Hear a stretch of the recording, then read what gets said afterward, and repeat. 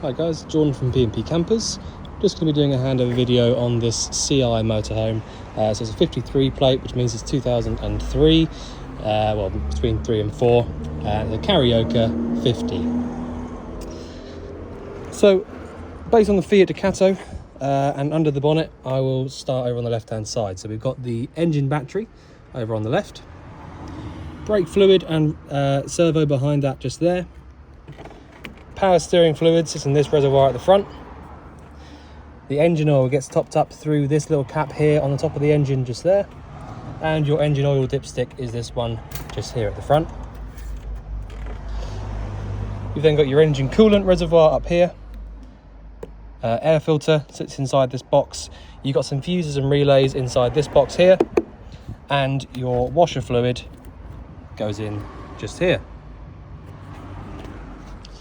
The front near side of the van, you've got your diesel filling point just behind this little flap. There's not normally much to run through on the near side front, to be honest. All there is really in this part is there's a couple of fuses and relays behind this little cover here. Obviously you've got your glove box just there. Not much to show you under there. A little bit of wiring and your battery charger, but that's about it. And just behind the passenger seat is your fuse box. So if you have any problems with any 12-volt appliances, you can check the fuses just there.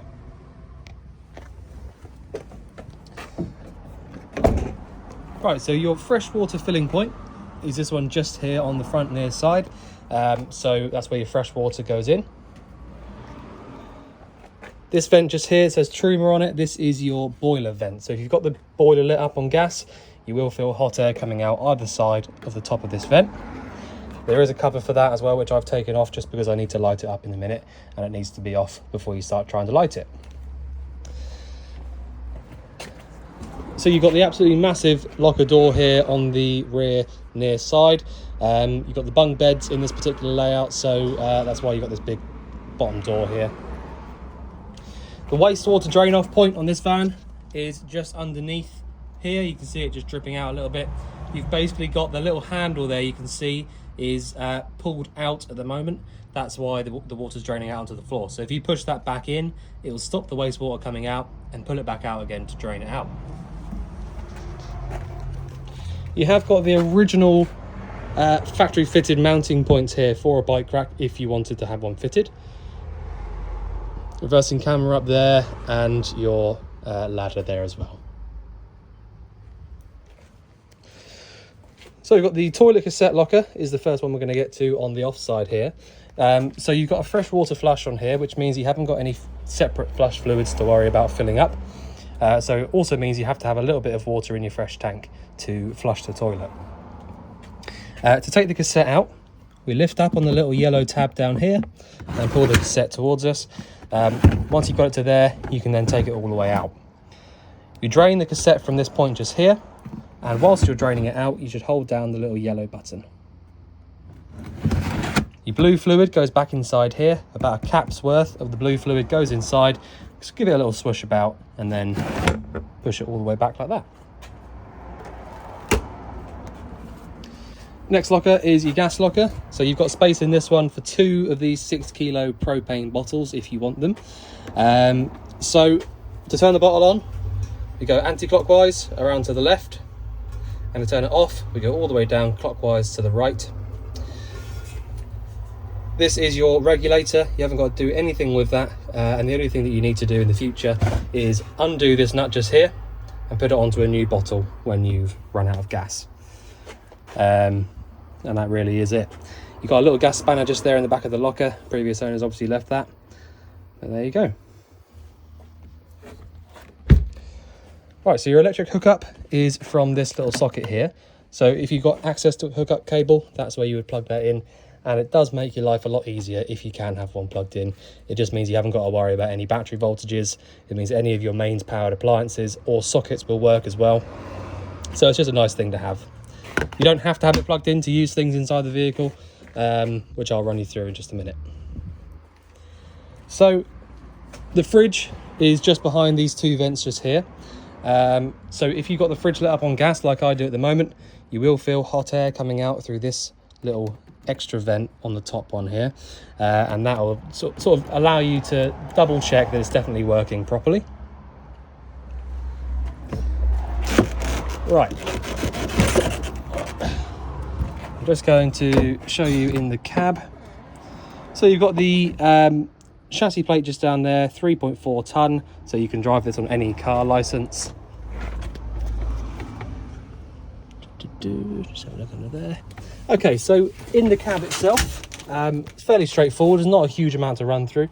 You've got a fairly modern single DIN Sony head unit just there. It's got DAB, all the bits and pieces you would come to expect on a new sort of stereo there. You got the reversing camera, as I said, just up there. 5-speed manual gearbox. All of your heater controls are just down there in the middle. Hazard warning lights just there in the middle as well. Your bonnet release handle is this one just here above the clutch pedal, and your steering column adjustments is the one to the right of that. Right, so I'm just going to jump into the habitation door now as well, and then I'll just show you around the inside. So inside the van, the first thing you're going to notice is your control panel, which is just here above the habitation door. Once you've come in, it's really, really easy to get things going and you know, get power to everything. So essentially there's no real on and off switch on this one. So you've literally got lights, external lights and water pump. So in this case, you haven't got an external light. So you've literally got internal lights and water pump. Once you've turned those two on, you should then have power at all of your lights, all of your ignitions, water pump, and so on. So basically everything that works via 12-volt power, so via your leisure battery, will come to life when you've got these two switches on. On the control panel, you have got a 12-volt socket that they just came with. And the rest of it, all of this stuff to the right, is all level indicators. So if I press the test button, press it just the once there, it's showing us the leisure battery voltage here now, because you can see it's lit up the caravan symbol, and our fresh water level here. If I press it again, it will show us our engine battery voltage, full power again on that one, and the fresh water again. If your wastewater is full, this little light up here will come on, and that'll just basically tell you to empty the waste. And if you're hooked up on the mains, you get this symbol over here come on. All right, so basically you've got your battery levels just here, the caravan, so your leisure battery and vehicle, and then your fresh water level. And there you go, that's that. So really, really easy on that. You know, it doesn't get much easier than that with the control panels. So what I'll do then is I'll show you through the appliances. It's not going to be a massively long video because there's not loads to run through, but I'll just get on and do it. So we've got the 4-burner hob up here and grill underneath. So you've got 5 dials up here. The one on the very right hand side is for the grill. The rest of them are for the burners. So if you wanted to light up this first burner just here, you push in and round to the left whilst pressing on your ignition, and it will light straight up.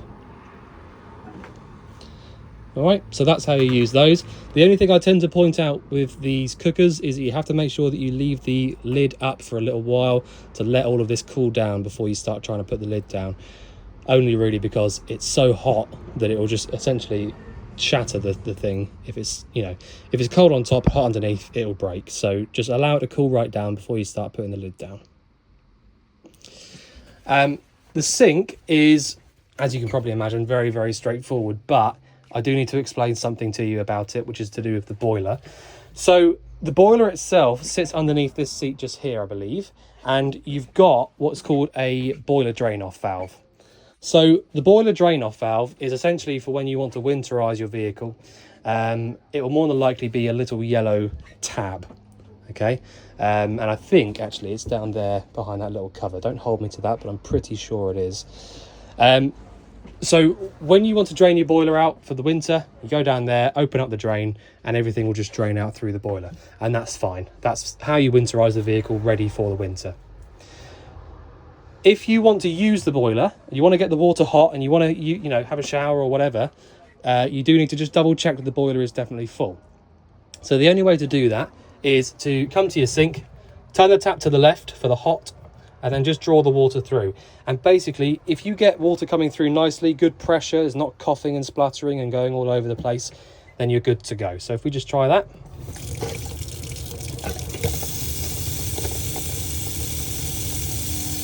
Perfect. So that, what you saw there is absolutely perfect. No coughing, no spluttering, no air in the system because the boiler is full.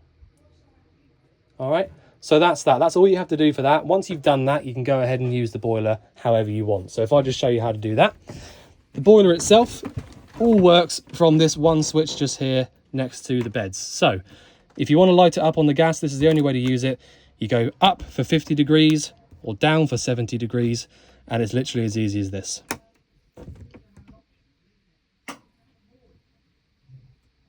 And there you go. So I just heard there, that's lit straight up, and that's how you light it up on the gas. So after about half an hour to an hour or so, you'll have hot water at all of your taps. Back to the middle, turns it off. Super straightforward on that one.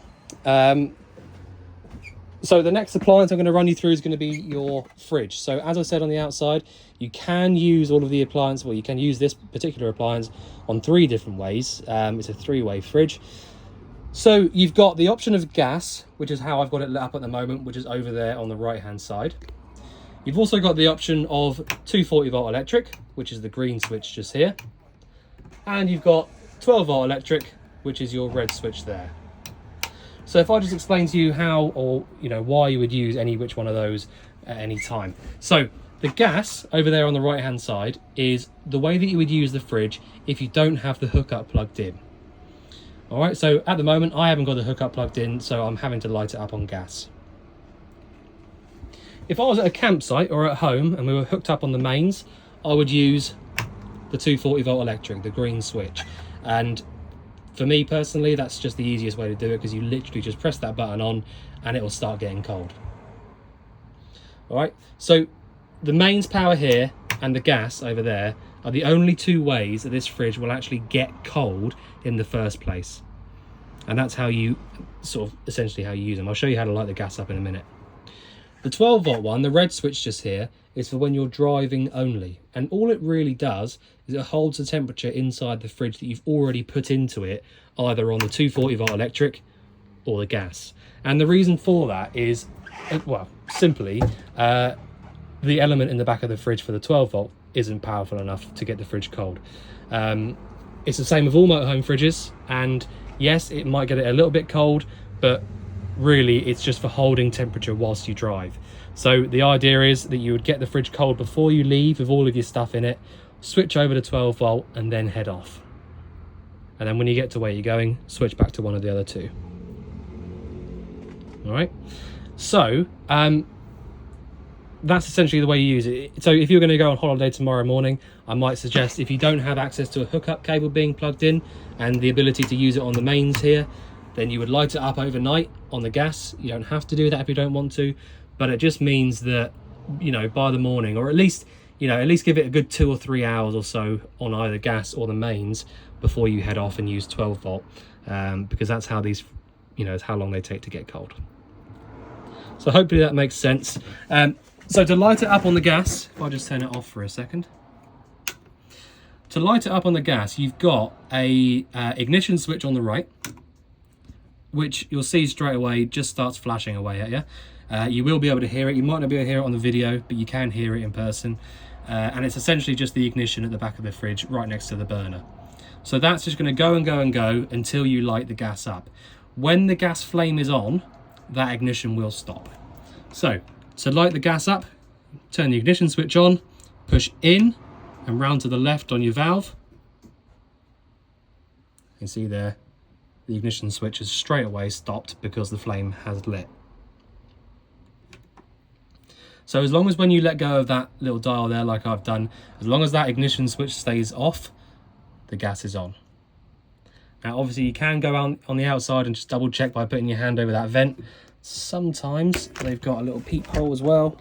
This one hasn't. So the only way of really double checking is just by putting your hand over that vent on the outside.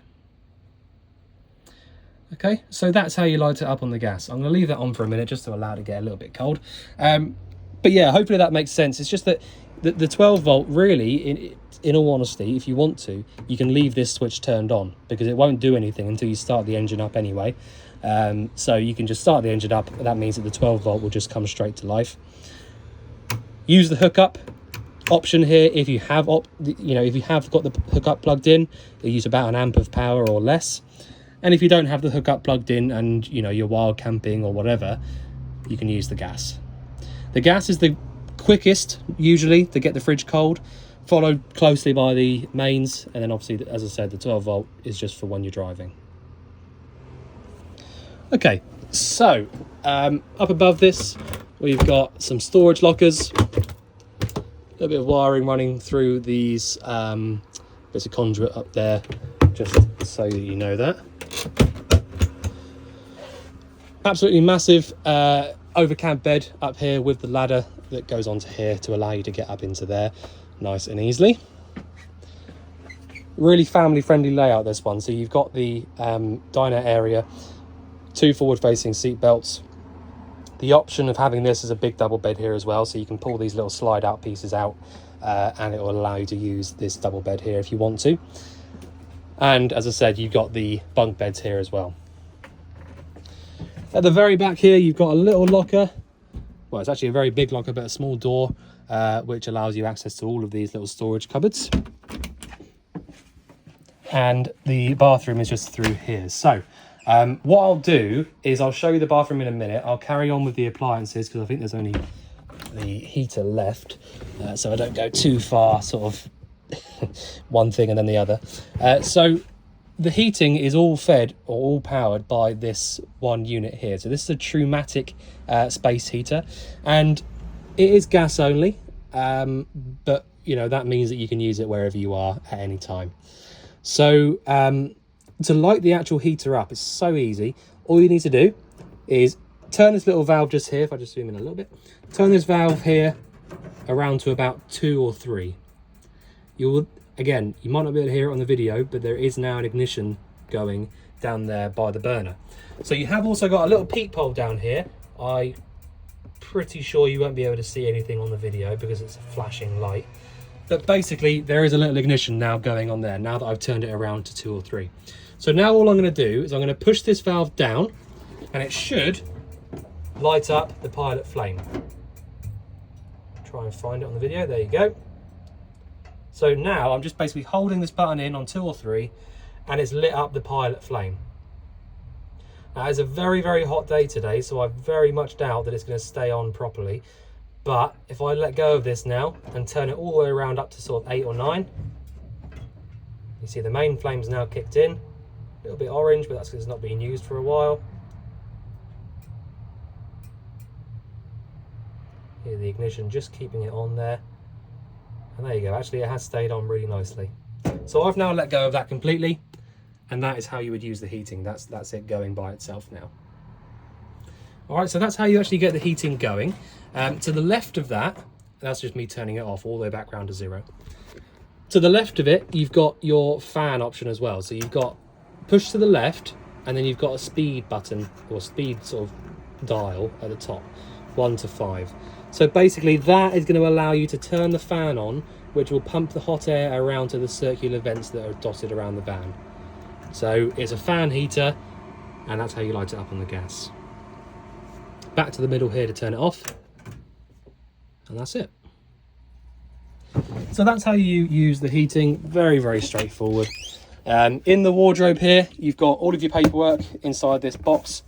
The original CI shower curtain and a few bits and pieces that the previous owner has left. The solar controller is this one just here. So the solar controller is feeding engine and leisure batteries. So you have got both of those being charged up by the solar. You have also got this little meter just here. If I'm honest with you, I wouldn't really rely on it too much. They're not normally particularly correct, if you like, but there you go.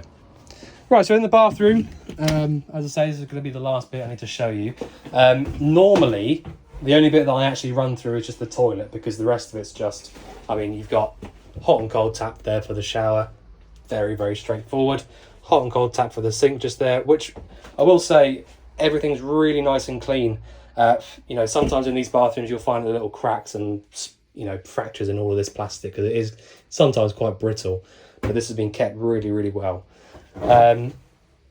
So yeah, the toilet, as I said, you've got a fresh water flush on this one. So if I just basically press the little blue button at the back here, that'll pump around our flush fluid. And then all we need to do from there to drain this out into the cassette is pull this flap just here to the right. That'll then drain all of this water into the cassette itself, and then push the flap back. And that's it.